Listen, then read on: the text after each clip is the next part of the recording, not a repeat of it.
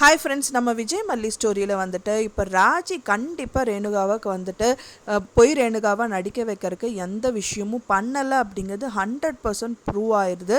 ஏன்னா இப்போ வந்து அந்த ப்ரோமோவில் வந்து பார்த்திங்க அப்படின்னா ராஜி வந்து ஒரு ஆளை தான் வந்துட்டு மல்லி அண்ட் விஜயை வந்து ஃபோக்கஸ் பண்ணுறதுக்காக அனுப்பி வைக்கிறாங்க. மெயினாக அவங்க வீட்டில் வந்து ரேணுகா அப்படிங்கிற ஒரு ஆள் இருக்காங்களா இல்லையா அப்படின்னு சொல்லி கண்டுபிடிக்கிறதுக்காக வந்து அவங்க அனுப்பி வச்ச ஆளாக தான் அந்த லேடி ஒருத்தவங்க போகிறாங்க.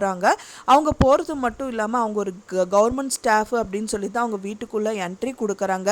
அவங்க போகிற டைமில் அந்த வீட்டில் யாருமே இல்லாத பட்சத்தில் மனோகர் மட்டும்தான் இருக்கார். மனோகர் இருக்கிறது மட்டும் இல்லாமல் நீங்கள் யாருன்னு கேட்குறாங்க.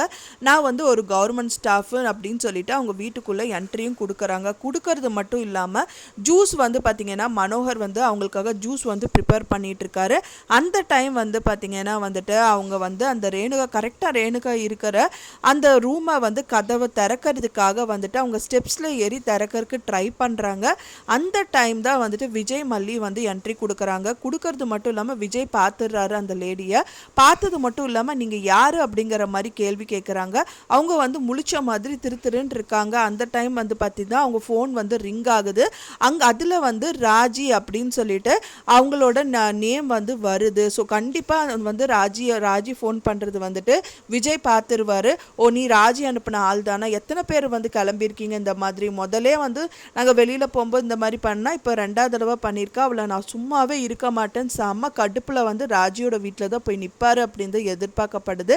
அது மட்டும் இல்லாமல் அன்னபூர்ணி அம்மா வந்து மல்லிகிட்டவும் வந்து பேசிகிட்டு இருக்காங்க.